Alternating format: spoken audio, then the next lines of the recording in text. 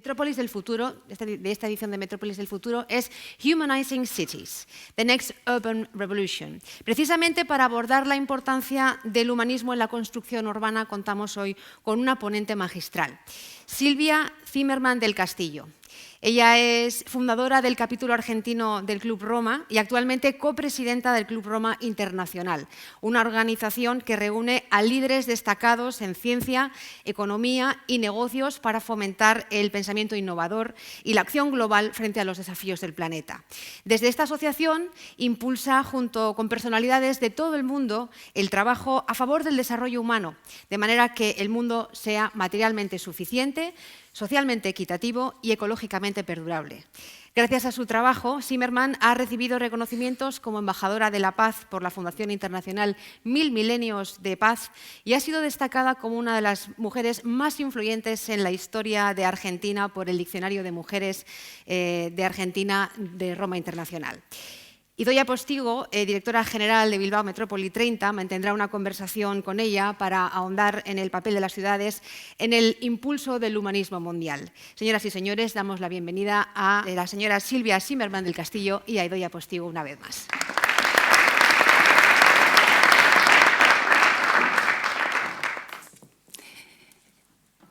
Bueno, Silvia, pues... lo primero, quiero agradecerte en nombre de Bilbao Metrópoli 30 que hayas aceptado nuestra invitación a estar hoy aquí, a conversar contigo sobre el papel de las ciudades en este reto de la humanización mundial, si podemos llamarlo así. Y para nosotros pues, es francamente un placer contar contigo hoy. Muchísimas gracias. No, la agradecida soy yo por la invitación, que llegué expectante y emocionada y me voy emocionada y he descubierto una maravilla. Realmente Bilbao, el País Vasco, Guernica, una emoción, realmente. Pues, así que la agradecida soy yo. Me alegro, estoy segura de que nuestra audiencia también se siente orgullosa de escuchar tus palabras, o sea que perfecto. Bueno, me gustaría empezar, tú has sido fundadora del capítulo argentino del Club de Roma y desde el 2024 copresidenta junto con Paul Srivastava del Club de Roma Internacional. Me gustaría que compartieras con nuestra audiencia cuáles son los objetivos de esta plataforma humanista internacional y en qué cuestiones concretas tú estás basando tu trabajo como presidenta. Los objetivos del Club de Roma, el Club de Roma es un tanque de pensamiento, originalmente, que aborda los desafíos globales, los desafíos de la humanidad. En los distintos momentos, los desafíos se presentaban de cierta manera, por eso el Club de Roma se focalizó durante mucho tiempo y a partir de su informe estrella, que fue Los límites del crecimiento, en la industrialización y en los efectos que podía causar una productividad en crecimiento en la población y en el planeta. Fue cuando acuña la famosa frase que no se puede llevar adelante una producción infinita en un planeta finito. Entonces, esto dio lugar al informe que fue elaborado en el MIT, Los límites del crecimiento, que fue un antes y un después, en 1972, de la cuestión de la situación del planeta, en la situación económica, y se centralizó en esto durante mucho tiempo y hasta, hará cosa de un año, la visión, la perspectiva fue siempre científica, tecnológica, económica, pero desde hace un año comienza a tomar cuerpo la idea que ya había manifestado Aurelio Peccei, el fundador del Club de Roma, un hombre que vio más allá de su tiempo. Él fue el que junto con Alexander King se pregunta, toda esta algarabía del crecimiento productivo y económico, ¿será correcto? Y estamos hablando del hombre que era el presidente de Fiat y que además funda Fiat en la Argentina. O sea que hay que ser realmente un hombre de una mentalidad, una apertura intelectual sorprendente, y dice, no, tenemos que investigar. Y ahí es donde él convoca a personalidades, científicos, políticos, etcétera, para pensar a qué nos podía llevar esta idea de la producción por la producción. Cuando Aurelio Peccei comienza a pensar esto, tiene en un momento dado un encuentro con Daisaku Ikeda. Daisaku Ikeda, un filósofo japonés, y tienen un diálogo entre los dos, y Aurelio Peccei dice algo sorprendente, que es lo que ahora resurge en el Club de Roma. Dice, la humanidad, fundamentalmente Occidente, ha pasado por distintas revoluciones. Bueno, primeramente el humanismo, siglo XIV, siglo XV, con el Renacimiento. Luego viene una revolución industrial, luego viene una revolución tecnológica.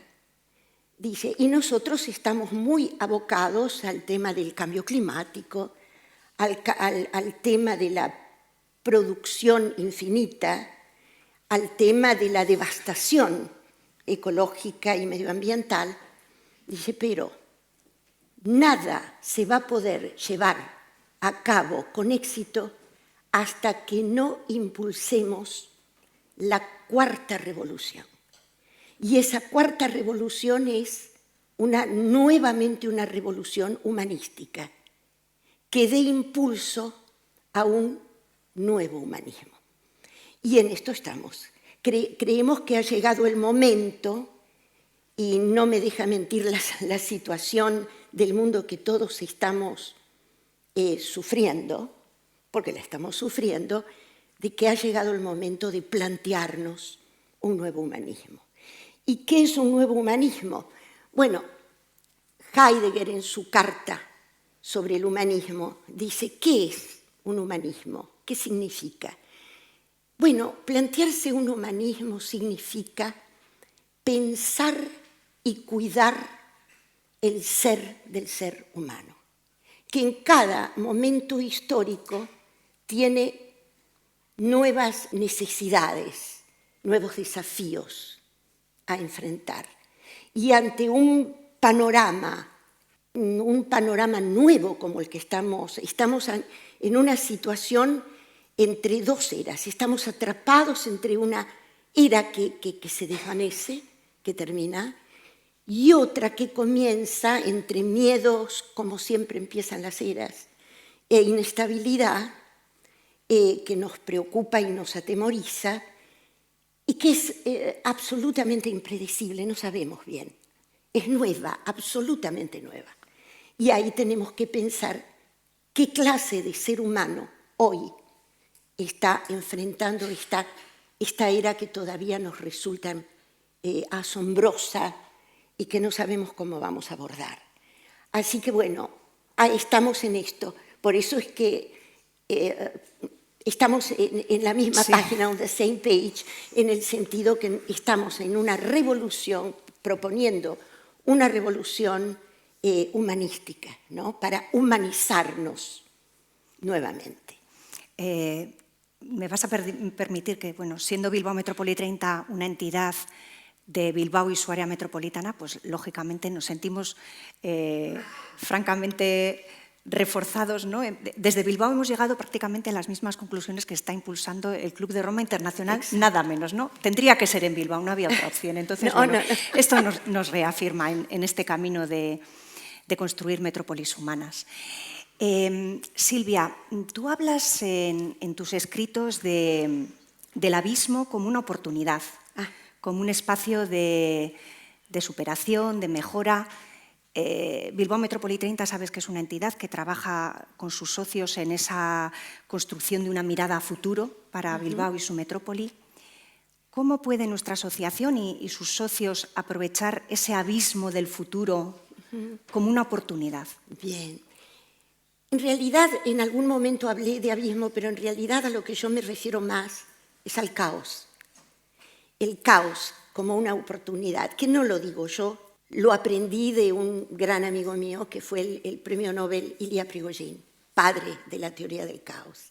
Ilya Prigogine sostenía que el caos, que es justamente la entropía, cuando todo lo que crece, todo lo que evoluciona, evoluciona hacia el desorden, lo que es la entropía. Y es inevitable.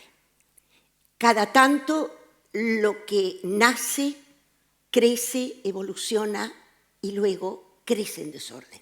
Ese desorden, decía Ilya Prigogine, es una gran oportunidad. Es la oportunidad de lo nuevo. Y decía algo interesante. Newton vislumbró que todo era inestable y que no había estabilidad, pero le dio miedo y entonces lo borró.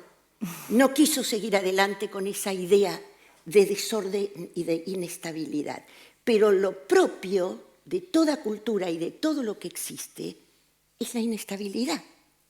La estabilidad, por definición, es no evolutiva. Entonces, claro que hay que enfrentar estas situaciones de desorden como la que estamos viviendo nosotros con mucha valentía.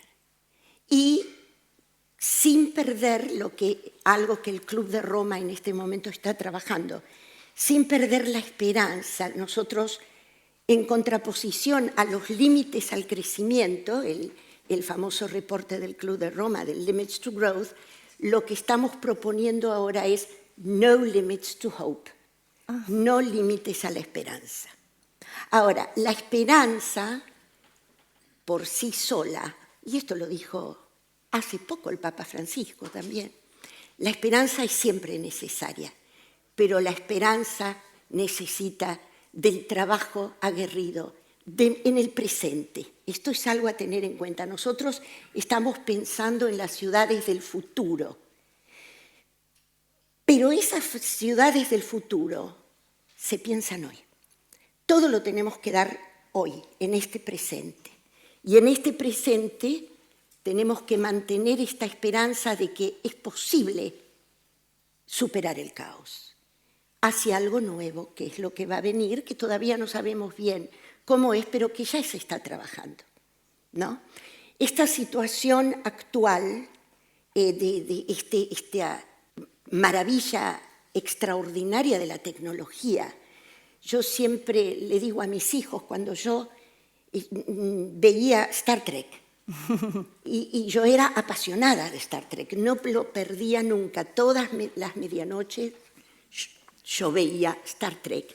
Y claro, en Star Trek el capitán Picard hablaba por teléfono ante una pantalla y veía, a mí me parecía extraordinario, y hoy lo hacemos, o sea, ya vino de antes, esto que vivimos hoy no es de hoy, es de hace 40 años, que han trabajado la computación, bueno, von Neumann, ya han habido mentes en ese pasado que en su presente trabajaron esto que hoy es nuestro presente y que era el futuro de ellos, ¿no?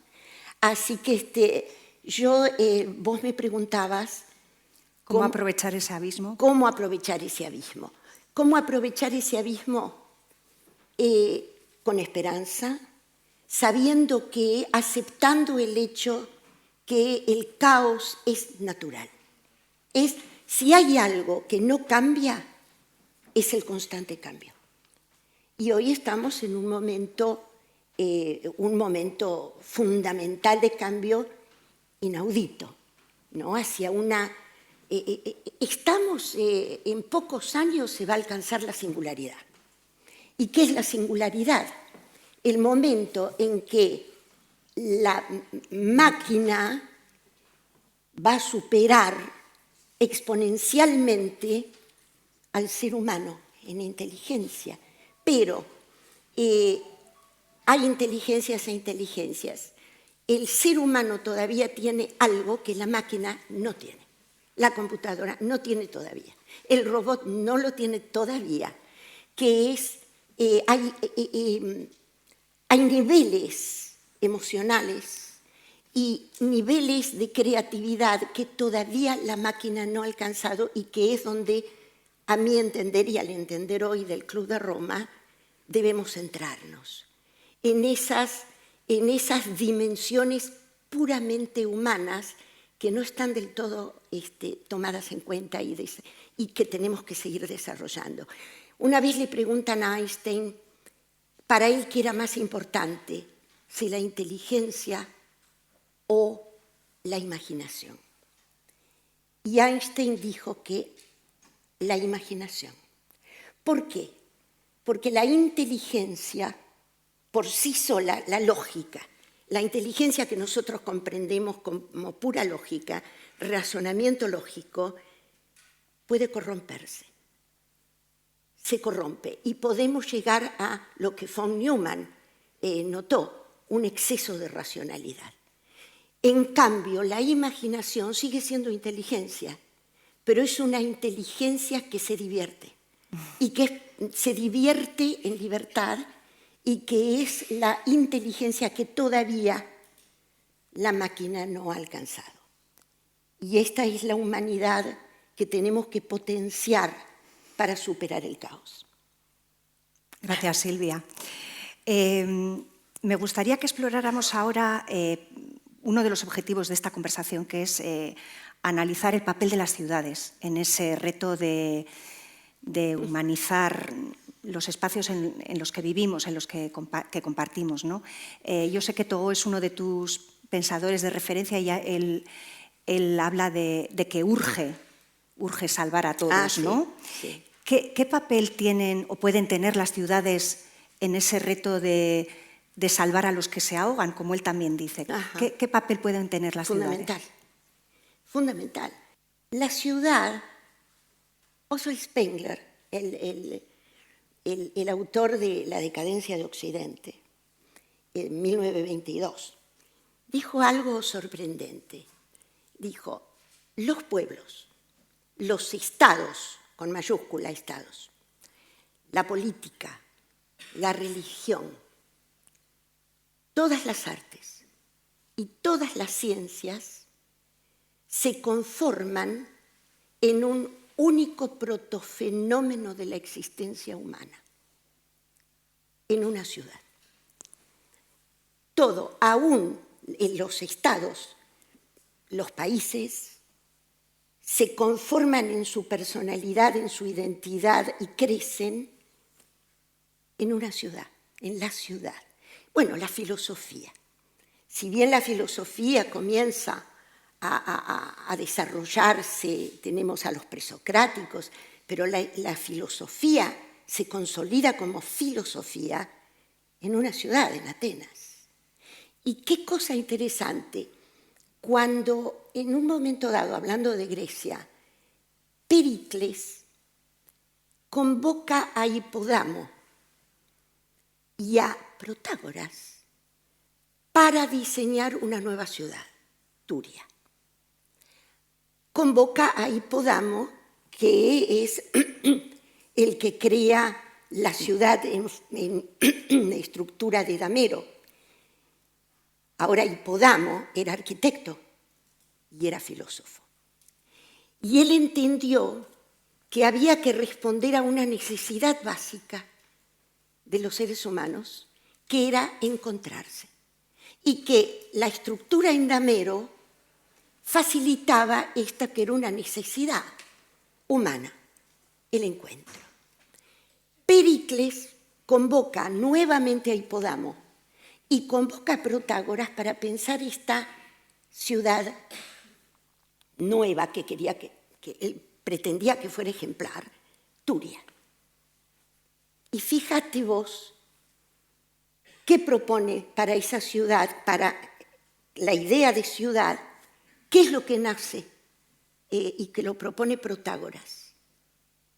Tiene que la ciudad otorgar la posibilidad de la educación pública, pública y gratuita. Pública, gratuita y obligatoria. La ciudad dio lugar por primera vez, siglo V antes de Cristo, de la educación pública, gratuita y obligatoria. Lo público. La ciudad lo que aporta, y es importante para este encuentro, es el espacio público, que es lo que las ciudades del futuro hagamos votos porque no pierda como objetivo, cuidar lo público. Porque en lo público es, y por eso surge la idea de educación pública, surge en una ciudad, como diría Spengler. Y fíjate que lo público, y esto es interesante, porque hay que preservarlo. Los filósofos han pensado mucho el tema de la ciudad, no, todo urbanista tiene que ser un filósofo, lo debe ser, porque una ciudad no es solamente lo físico. Una ciudad tiene una dimensión espiritual, que son sus habitantes. Entonces, el urbanista, el arquitecto, es un filósofo que capta eso y lo transforma en lo que Goethe dijo. Lo transforma en arquitectura. ¿Y qué dijo Goethe que es la arquitectura? Por eso es que es tan importante el trabajo interdisciplinario. Goethe dijo que la arquitectura es música congelada. Música congelada. ¿Y qué es lo que congela la arquitectura? Lo que otro filósofo, mucho más cerca de nosotros, dijo, Deleuze. Deleuze dice que una ciudad es un espacio de resonancias. Resonancias, música congelada. ¿Qué es lo que atrapa el urbanista? ¿Qué es lo que atrapa el arquitecto?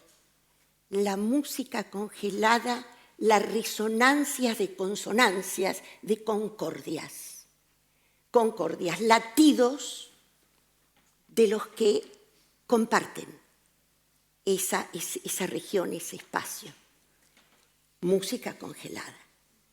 No es casual que Bilbao tenga la arquitectura que tenga, no importa si de pronto hay aspectos que se comparten con otras ciudades. Hay algo propio de Bilbao que es único de Bilbao. ¿Y qué es esto propio de Bilbao? Es esa dimensión invisible que captan los urbanistas, que captan los arquitectos, ¿no? Que dio lugar a que Italo Calvino escribiera Las ciudades invisibles, que son ciudades invisibles, pero que son los espíritus, son las concordias que luego resuenan en la urbanización de esa ciudad. Entonces, hay un aspecto, hay una dimensión absolutamente espiritual que esperemos no la disuelva esta fascinación que tenemos y que es buena, además, de la tecnología, ¿no? Y que van a ser ciudades tecnológicas, eso no cabe ninguna duda. Va a haber un progreso en el manejo de los recursos, en las energías renovables, en la interconectividad, en los transportes, porque está la tecnología para todo esto, ciertamente, pero lo que no hay que perder de vista es esto, porque ahí está la verdadera ciudad, que luego resuena en todo lo demás, ¿no? Esperemos que no lo pierdan, porque además es muy importante cuidar el espacio público de encuentro, porque justamente en una época en que nos estamos aislando mucho en esta aldea digital que todos compartimos, hay una cierta aislamiento de los individuos, donde van a realizarse y a lograr ese balance que todo ser humano necesita, es en el espacio público. Y este espacio público es lo que permite, y esto es también interesante tenerlo en cuenta, los seres humanos, ya lo dijo Ernst Cassirer, somos animales simbólicos. En realidad, nosotros no vivimos lo real desnudo, no lo conocemos, porque está mediatizado por niveles simbólicos. Nosotros vivimos lo simbólico. Entonces, los espacios son vividos como espacios simbólicos cargados de sentido. Lo simbólico otorga sentido. Otorga sentido, otorga significado a la vida, otorga significado a un grupo de personas, a una cultura en especial. Y ese espacio público tiene que preservar esto simbólico, ¿no? Que es lo cultural, es cómo vivimos, y se manifiesta simbólicamente. Y entonces, cuando yo me vaya de Bilbao y vuelva a Buenos Aires, ¿qué voy a llevar de Bilbao? ¿Voy a llevar específicamente este lugar, aquel, el otro? No. Voy a llevar toda esa música congelada en esa dimensión invisible que queda simbólicamente. Es un símbolo cultural. Y esto es bueno conservarlo en su belleza, que es la belleza propia de un grupo humano. Por eso es que si yo vengo a Bilbao no quiero encontrarme con Buenos Aires, quiero encontrarme con Bilbao, porque amamos la diferencia. Y las ciudades, bueno, Borges, cuando vuelve a Buenos Aires, después de pasar varios años en Ginebra y en Madrid, él no quería volver, hacía mucho que él decía, y él decía, no, es una ciudad mediocre. Pero ¿qué ocurrió? Cuando él regresa, en 1922, la ciudad no era mediocre. Éramos, en ese momento, los primeros exportadores de carne del mundo, Buenos Aires era la gran capital casi latinoamericana, y nueva, moderna. Sin embargo, Borges, ¿dónde siente a Buenos Aires? ¿Dónde la ama? La ama en esos lugares simbólicos, donde late la concordancia de los porteños, de los argentinos. Y entonces él escribe Fervor de Buenos Aires. Y hay un poema donde él dice, en un momento, y divisé en los barrios porteños que lindaban casi en ese momento con la llanura, con la pampa, ¿no? Y él dice, el pastito precario, desesperadamente esperanzado, y divisé en la hondura los naipes de colores de poniente y sentí Buenos Aires. La sintió. Es un sentimiento y se siente. ¿Cómo se siente? Simbólicamente, porque justamente habitamos símbolos. Y sintió Buenos Aires, no en la gran urbe y claro, era maravilloso ver los nuevos edificios, las nuevas... Sí, pero él sintió Buenos Aires en esos espacios de resonancia.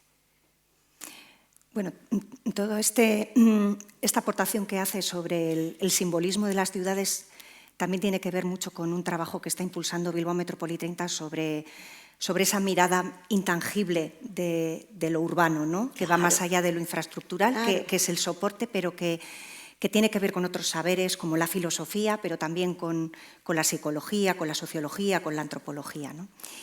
Y me he acordado de una frase de una de nuestros miembros del jurado de The Bay Awards, Gabriela Gómez Montt, mexicana, sí, que habla precisamente de la importancia del espacio público, que para las personas que más desfavorecidas se convierten prácticamente en el salón de su casa, ¿no? Ese espacio Claro, público, ¿no? exactamente. Se nos va agotando el tiempo. Quiero hacerte una pregunta, Silvia, sobre el tiempo, que sé que también es un concepto que tú trabajas. Estamos hablando de reflexionar a futuro, pero pensar hoy ya, ¿no? En un mundo en el que primamos la acción frente a la reflexión, con este caos, esta vorágine de lo urgente, de lo inmediato, ¿cómo se puede hacer un espacio a lo reflexivo? ¿Qué factores pueden ayudar a ese papel reflexivo? Los espacios que permitan la contemplación, que es otra necesidad del ser humano, poder contemplar. El filósofo Byung-Chul Han, moderno, tiene un libro, bueno, entre otros, hay uno que es La sociedad del cansancio. Dice que somos sociedades cansadas, exhaustas, y que vivimos en vertiginosidad y que hay que recuperar el tiempo. Él tiene otro libro que es El aroma del tiempo. Recuperar la posibilidad de vivirlo al tiempo y no huir del tiempo. Vivimos vertiginosamente. Y entonces ahí comienza, ahí trata también, y creo que es algo que las ciudades deben preservar en este espacio público, la posibilidad de la contemplación. Y lo que es importante, la contemplación compartida. Porque la contemplación compartida de un lago, de un jardín, de un bello espacio de la ciudad, esa contemplación compartida genera un silencio compartido. Ese silencio compartido es pura comunicación social, donde se comunica una identidad. Y esa contemplación, la literatura modernista se focalizó mucho en la ciudad. Y antes Baudelaire, el flâneur, el que paseaba, caminaba la ciudad de París nueva, y él se zambullía literalmente en la multitud, en la gente que caminaba, y que él sentía esa conexión que logran estos espacios de encuentro. Siempre volvemos al encuentro de Hipodamo, ¿no? Sí, y entonces esto potencia la identidad, y también lo vemos en Virginia Woolf, en los personajes que caminan, salen a caminar Londres porque se sienten anónimos, pero bien, positivamente anónimos. Son anónimos en algo compartido. Y esto es algo que Byung-Chul Han habla de esta contemplación, que la contemplación compartida afirma la identidad, que necesitamos sentirla, pero al mismo tiempo reconocemos al diferente y lo valoramos, porque estamos compartiendo un espacio de resonancias. Maravillosa reflexión. Te voy a hacer una última pregunta, Silvia, estamos hablando de cambios trascendentes, abismos, superaciones profundas. Bilbao Metrópoli 30 lanza una revolución urbana, nada menos, revolución. Al ser humano le gusta mucho hablar de innovación, de cambio, de revolución, pero también al mismo tiempo nos cuesta mucho este cambio trascendente que, bueno, estamos viendo, ¿no? El planeta lo grita prácticamente y las desigualdades sociales lo gritan igualmente. Necesitamos un cambio en eso. ¿Qué factores pueden ayudar a que propulsemos ese cambio que nos hace falta, ese cambio profundo? Esa innovación, a la que le tenemos un poco de miedo, pero que la queremos al mismo tiempo. La innovación va a ocurrir sí o sí, porque siempre es la futurición, como creo que decía Ortega y Gasset, ¿no? Y estamos siempre arrojados al futuro, siempre estamos queriendo innovar y siempre hacia el futuro. Pero ahí creo que se precisa un balance importante que lo tienen que dar las ciudades, que es la memoria. Porque ahí encontramos el balance. Necesitamos lo nuevo, pero necesitamos la memoria. Y ahí en ese juego, en ese balance, es donde podemos habitar, que es diferente a ocupar, ¿no?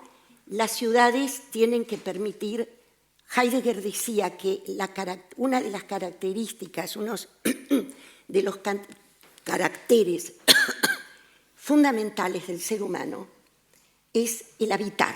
El ser humano necesita habitar. ¿Qué es habitar? Es sentir ese espacio lleno de vida que concuerda con él. Entonces habita el espacio y no lo ocupa, que es lo que ocurre con el inmigrante que no se integra. El inmigrante que no se integra está ocupando el espacio, no lo está habitando. Y entonces, ¿por qué? Porque no tiene memoria de ese espacio, no comparte la memoria de ese espacio. Y en esto yo he presentado en la Feria del Libro Internacional de la Argentina, de Buenos Aires, a una socióloga que ha trabajado mucho en Francia el tema de la inmigración. Y ella propuso un proyecto para poder integrar a esos grupos que llegaban y que conformaban prácticamente tribus, hasta con lenguajes propios. Y no querían integrarse, creo que algo comentaste vos, no querían ni siquiera hablar el francés. Creo que aquí alguien me dijo ayer que no estaban interesados en hablar el español, o no estaban interesados porque forman tribus. ¿Por qué? Porque no habitan ese lugar, lo ocupan. Y al ocuparlo y no integrarse, desconocen los que otros ven como valor de esa ciudad y la aman. Por ejemplo, lo que comentaba Michel Petit, que de ella hablo, es que todo este grupo de inmigrantes los llevaban a ver Saint-Denis, estaban viviendo cerca, la abadía de Saint-Denis, que es una belleza, no la veían, no la podían ver. ¿Por qué? Porque no había simbolismo en eso para ellos, porque somos animales simbólicos. Y no encontraban el simbolismo, no encontraban el sentido a todo esto. Y ahí se trabajó con un proyecto de Michel Petit, el arte, la belleza como la entiende ese grupo que llega y que ocupa el lugar, y cómo va encontrando caminos de abrir los ojos a la belleza, ¿no?, para habitar ese espacio. Y dice algo muy importante, que esto también las ciudades tienen mucho que ver para fomentarlo y para dar satisfacción, que es lo que necesita el ser humano, esa satisfacción. Hemos dicho que para Aristóteles el hombre es un animal político, crea polis. Ernst Cassirer dice, el hombre es un animal simbólico, entiende simbólicamente y habita así. Pero lo que dice Michel Petit es algo muy hermoso. Dice, pero además el ser humano es un animal poético. Y ahí está la poesía, que el que yo capto poéticamente a Bilbao. A Guernica, sí, la historia, lo político, pero yo lo que capto y lo que me llevo es esa poesía diferente a cualquier otra y que es una necesidad. Y con este proyecto Michel Petit logró integrar mucho a estos, comenzaron a hablar francés y un buen día reconocieron la belleza de Saint-Denis. Perfecto. Silvia, me da mucha pena tener que poner fin a esta maravillosa conversación. Yo creo que nos has regalado poesía hoy. Es lo mío. Sí, poeta, escritora, filósofa. Me quedo con la contemplación compartida, con la identidad, con la necesidad humana del encuentro, con Bilbao como un espacio único, sí, claro, como un espacio de resonancias, con la arquitectura como música congelada, con los niveles emocionales, con habitar que no ocupar. Pero me quiero quedar con dos frases finales tuyas, si me lo permites. Una, que hay que cuidar el ser del ser humano. Sí. Y no limits to hope, Me No parece limits to que hope. probablemente esas dos frases sintetizan perfectamente tu espíritu humanista. Creo que hablo en nombre de toda la audiencia cuando te digo que tus palabras han sido francamente inspiradoras, que sigamos humanizando nuestras ciudades. Sigamos humanizando. Un fuerte aplauso para Silvia Zimmerman. Muchas gracias. Gracias. Muchísimas gracias. Gracias. Gracias.